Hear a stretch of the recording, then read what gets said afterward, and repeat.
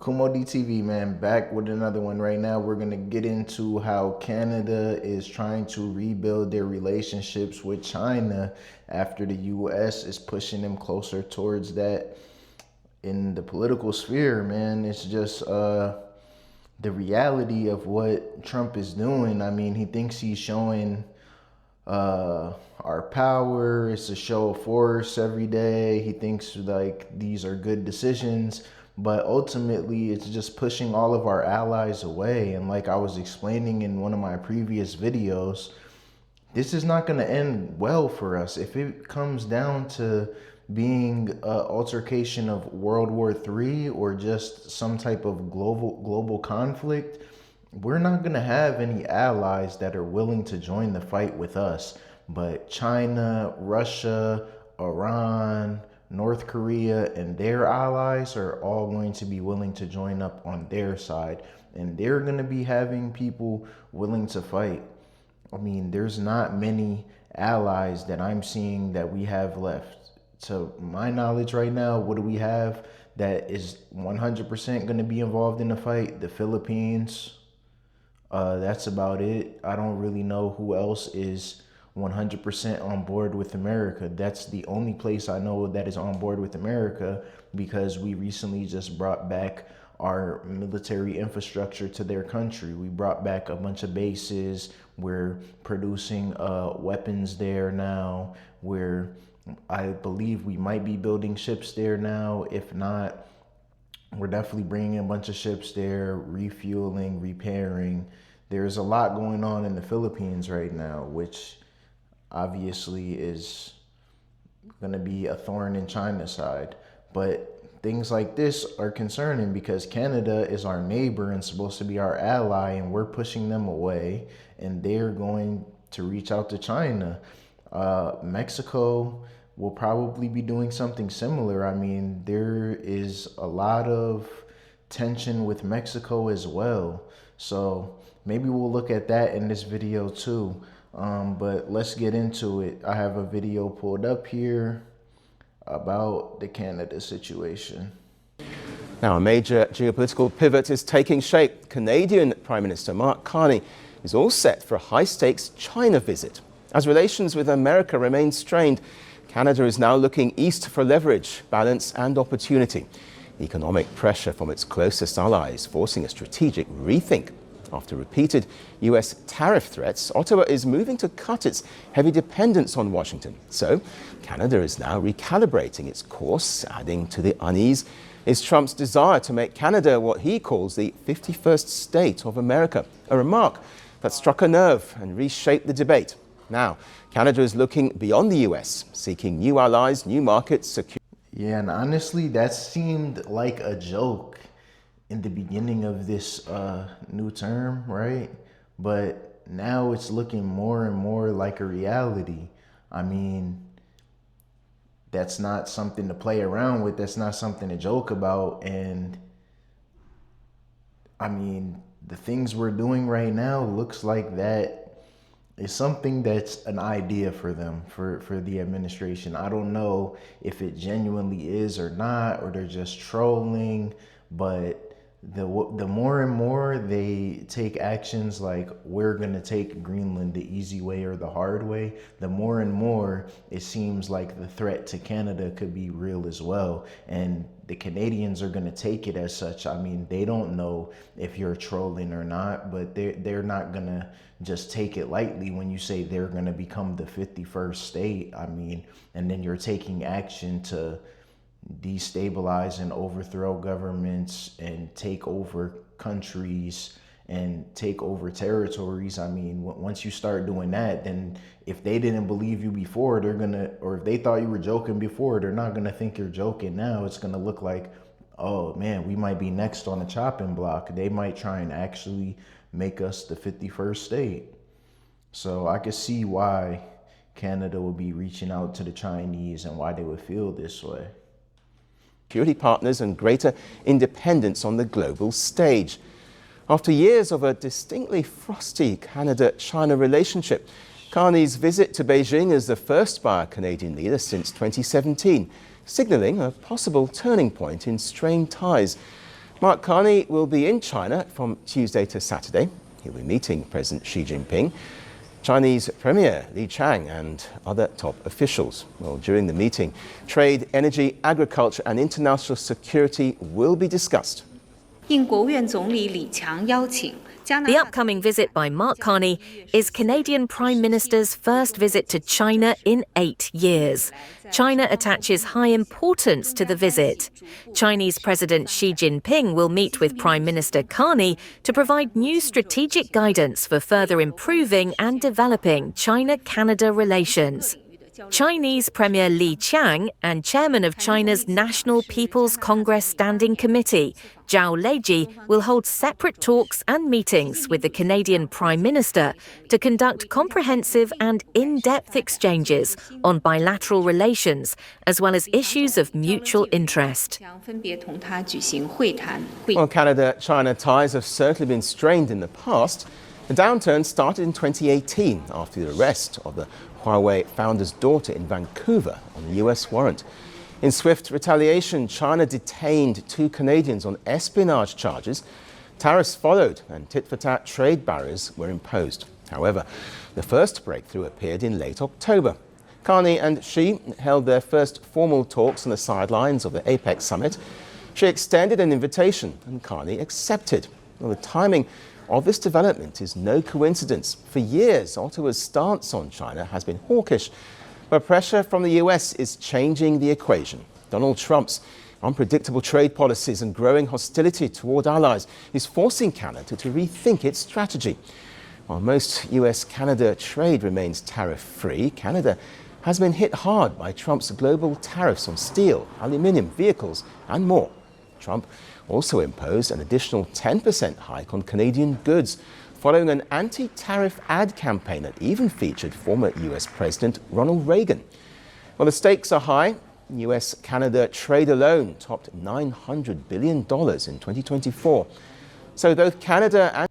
Yeah, and then with them reaching out to China, which is, whether the government wants to admit it or not, they are the biggest threat to us and they are our biggest adversary. It's probably going to make us retaliate against Canada with even more tariffs or that actual threat of a takeover, which, I mean, is just going to look like more conflict. And to add more on top of that, I mean, these Chinese operations of fentanyl production with the cartels are also going on in Canada. It's not just, we don't just have fentanyl coming in from Mexico. There is Mexican cartels in Canada producing fentanyl and bringing it to the US. And I don't believe Canada has a fentanyl problem. And if there's people using fentanyl out there, it's not like in the US. Like I keep saying in video after video, the fentanyl problem is a United States problem. It only exists in the United States because it is a Chinese operation. It is Opium War II. It is something that is a operation against the American people. And I don't see much being done about it. I mean, it's like a lot of times they use drugs as an excuse for something else, but they don't really genuinely care about the drugs in our government.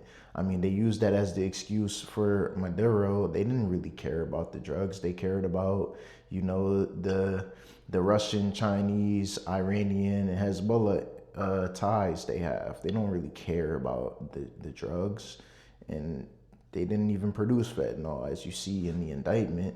But this is just like something that's not being said enough, and something I don't feel our government is going after hard enough. Like, there is fentanyl labs in China and Mexico, and we're not really doing anything about it, but we're threatening them for all of these other reasons.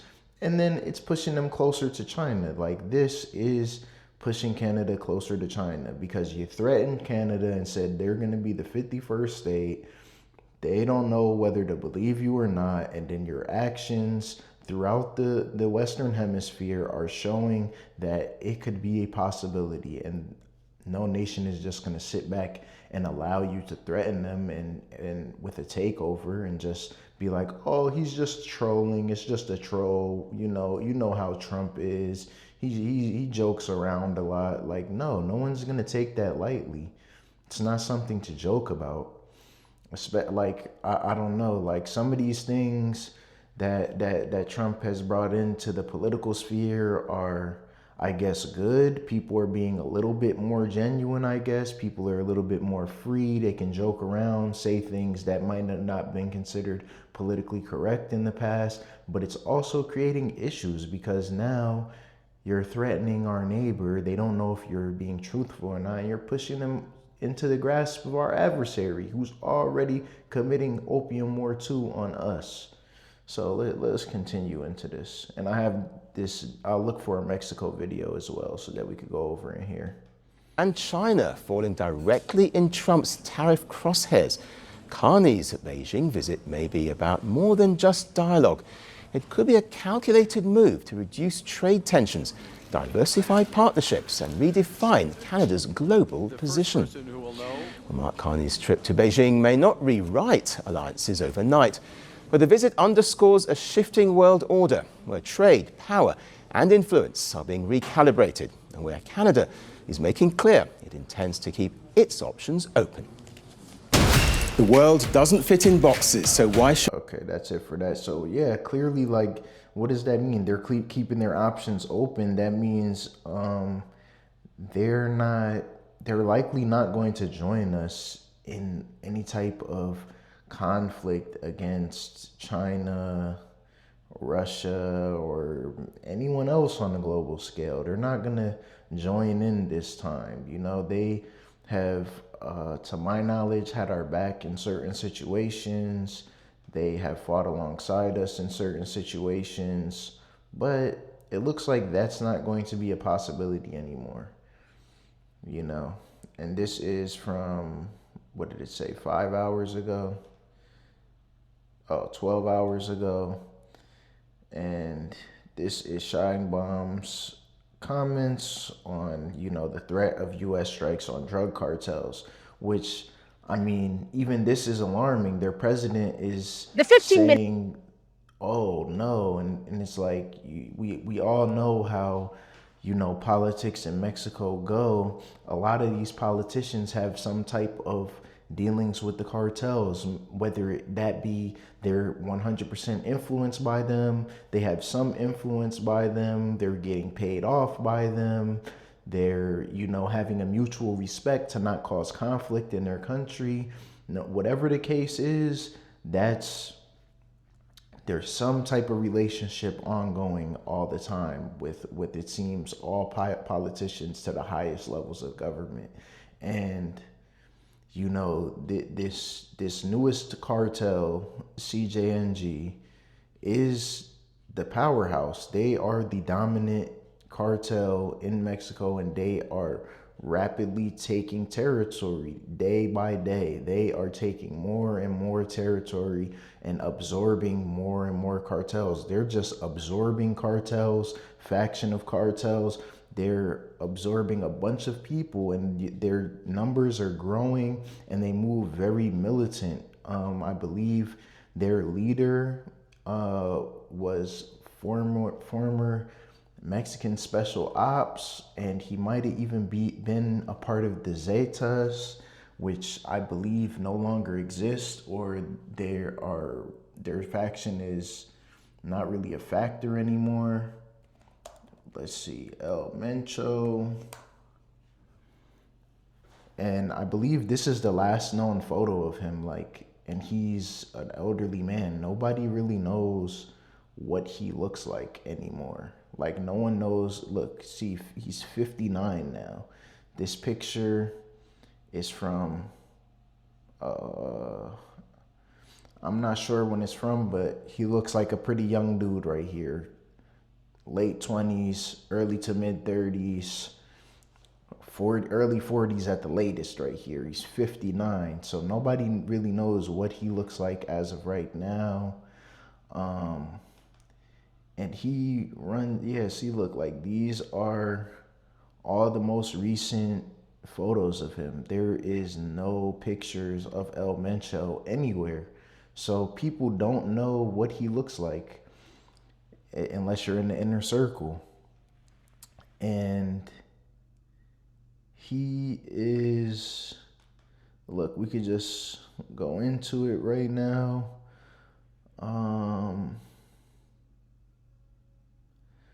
El Mencho is a top Mexican drug lord and top leader of the Jalisco New Generation Cartel, CJNG, an organized crime group based in Jalisco. He is the most wanted person in Mexico and one of the most wanted in the U.S. The U.S. government and Mexican government are offering rewards of $15 million and $300 million in, I guess, Mexican pesos, respectively, for information leading to his arrest. He is wanted for drug trafficking, organized crime involvement, and undocumented possession of firearms. El Mencho is allegedly responsible for coordinating global drug trafficking operations. Under his command, the CJNG became one of Mexico's leading criminal organizations. No, they are Mexico's leading criminal organization, and they move like the military. And like I said, they are slowly absorbing a bunch of other factions. Oh, the whole point of going here was to see what ties he has. Does it say?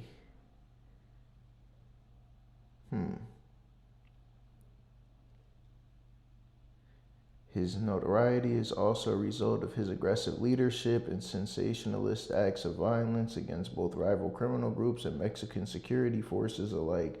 These attacks brought him increased government attention and an extensive manhunt. Security forces suspect he is hiding in the rural terrains of Jalisco, Jame, San Agustin, Michoacan, Nayarit, and or Colima, and is guarded by mercenaries with former military training.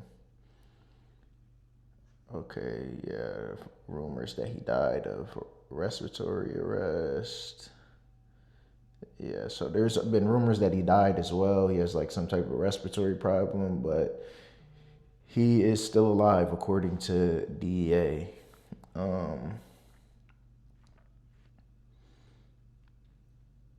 I want to see maybe right here, rise to leadership.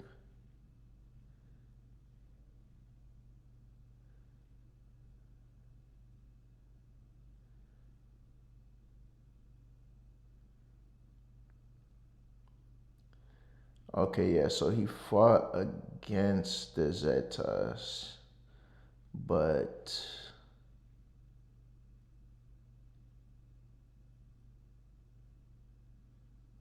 okay, so it's not looking like he was special forces, but a lot of people that are in his ranks are former military, special forces, national police, things of that nature. And they move militant. They move like a military organization. They have structure. They are a very structured cartel. If you do drugs and you are in this organization, you will die.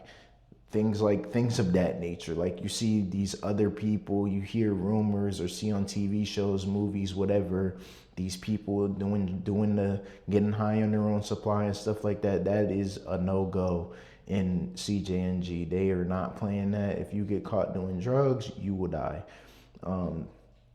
If you get caught doing a lot of things that they do not permit, you will die. That is just what it is. And they move like a proper military organization. And the more they grow, the stronger they get, that's more of a chance that they can actually go up against, the Mexican military. I mean, they already have standoffs with them and skirmishes with them on a regular basis, and they are probably the most formidable that they've came across. I know the Zetas was definitely formed by special forces that the United States trained. And they were ruthless in the same manner, but they are, like I said, somewhat dissolved or non-existent anymore. Their presence doesn't really hold weight, whichever it is. But these guys right here are the real deal. They're having people that are from Colombia, Mexico, Venezuela, go over to Ukraine, fight on the Ukrainian battlefield, come back and give them all type of insider information of drone warfare, fighting strategies that the Ukrainians are using against the Russians, things of that nature, because anyone can go sign up and volunteer to go fight in Ukraine. So they have people go over there, do that, they get a good payday, and then they come back and give the cartels information for another payday. And that's just the reality of the situation. These guys are moving with the same technology and same expertise as modern day militaries. They're using modern warfare techniques. They're, formidable adversary. If we had to go to war on the ground with them, it would be a significant battle. I don't think we would just wipe them out. Well, maybe with technology, but let's just say technology aside, man on man fighting, I think it would be a fair fight. It would be a challenge. It wouldn't be just something easy. Wouldn't be able to just roll them over. Maybe because we have more numbers, maybe, but if the playing field was equal manpower, I don't know how well we would do. They are trained just like any military in the world is trained. So with all that information being said, we'll get into the second video about what Sheinbaum has said about, U.S. drone strikes on, airstrikes, whatever, missiles, drones, whatever they're doing. The 15-minute phone conversation took place here in Mexico's presidential palace, where Claudia Sheinbaum was accompanied by her foreign minister and her chief of security. Trump and Sheinbaum have spoken before over disagreements regarding immigration, tariffs, and border security. But this is the first conversation following his comments that he would now, quote, start hitting land with regard to the cartels. In general, he insists on the U.S. military being involved, and we always tell him that is not necessary. We are very clear about defending our territory, plus our collaboration is currently working. Sheinbaum also pointed to a 50% reduction in the amount of fentanyl crossing the border over the last. See, now, this is something that if we were going to go to any war in the world, this is one that I would be willing to back, because this is our neighbor, this is on our border, and this is a significant threat that is killing hundreds of thousands of Americans. So this is something worth fighting for. I mean, this is an operation against America. I mean, I don't like this at all. And the power the cartels have in Mexico is something that is not okay. And there is influence in politics as well. So that is also not okay. So if we did what he's doing in Venezuela, if we did that in Mexico, I think that would be justified, because we actually have a reason to do that. This is someone who's actually affecting America, who's actually killing Americans, who's actually poisoning Americans. They're actually creating a serious problem for us here.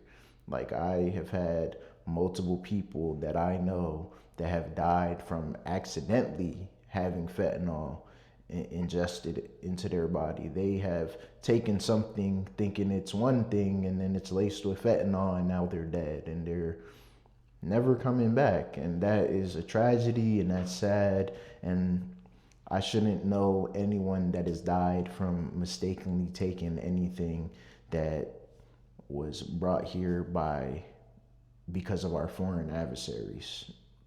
Simple as that. This is an operation by our foreign adversaries that is hitting everyone. I think anyone that's around my age knows someone that has died from this, and that is a problem. Year. And while she didn't mention it directly, Trump's other big point of contention, illegal immigration, has been brought largely under control on the U.S.-Mexico border, where the number of apprehensions has experienced a sharp drop over the last year. He recognized the work that we've done, but said he thinks more can be done. I said, definitely, but the important thing is to keep working together and maintaining this relationship around respect and collaboration.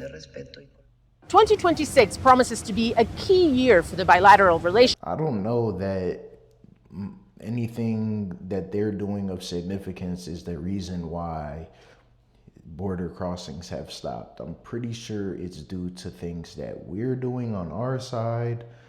I mean, I just saw in the video some people there, maybe it is a joint effort, but she just claimed before that 50% of crossings are down because of them. I don't believe that at all in any way. It's not 50% of crossings are down because of only the Mexican side. If 50% of crossings are down, it's because of a joint effort at the very least. The trade agreement shared by the US, Mexico, and Canada, critical economic allies, is set to be reviewed in the coming months. And experts agree if anything is going to deter Trump from taking any unilateral action in Mexican soil, it is the importance of that economic relationship between the neighboring nations. Claudia Sheinbaum's ability to temper Trump's threats has been lauded here in Mexico. She generally comes across as calm and measured in her interactions with the U.S. president, in stark contrast to his outbursts. But last week's attack on Venezuela was a game changer and presents Sheinbaum with a new challenge of finding a balance between appeasing Trump and categorically rejecting any U.S. military intervention in Mexico. Julia Galliano, Al Jazeera, Mexico City. Don't miss out. Get the Yeah, there's no way like we should not be having military intervention there. This is going on long enough. This is a problem. This is killing Americans. It needs to stop. They try to use that excuse with Venezuela, and then you see the paperwork come out and it says nothing of fentanyl production, and it's minimal cocaine production, and I guess firearms trafficking, but the firearms aren't coming here, so that doesn't affect us. With something like 3% of the cocaine that comes into America is from Venezuela. So where do you think the other percentage is coming from? It's really coming from Mexico and Colombia. And that 3% that comes through Venezuela is likely mostly from Colombia. It's not all just Venezuelan product. So it's a very minimal thing, but that's the main reason they use to invade a country, kidnap their president, and now Trump is claiming to be the president of Venezuela. I mean, I just did a previous video on that. He said he is the acting president of Venezuela. Whether that was a troll or not, he said it, he posted it online. That's what he's claiming. He is now the president of Venezuela. So, I mean, to do that to Venezuela and not do that to Mexico seems crazy to me. It's baffling. I don't understand it because they're the real problem and the real threat. And they're working with China at the end of the day. It's always China, China, China, but these people are actually working with China. You know, you use the threat or use the thing in Venezuela of, the Chinese and the Russians and Iranians and Hezbollah and all of this. Well, the Chinese are actually running operations through Mexico and through Canada. So, like, what about that? I want to see action done on that. I want to see something, get done about that. I don't want to keep hearing of Americans dying from fentanyl when it shouldn't be happening. So that's it for this one, man. Kumo DTV everywhere. KumoCast on YouTube. Go follow, like, comment, subscribe. Out.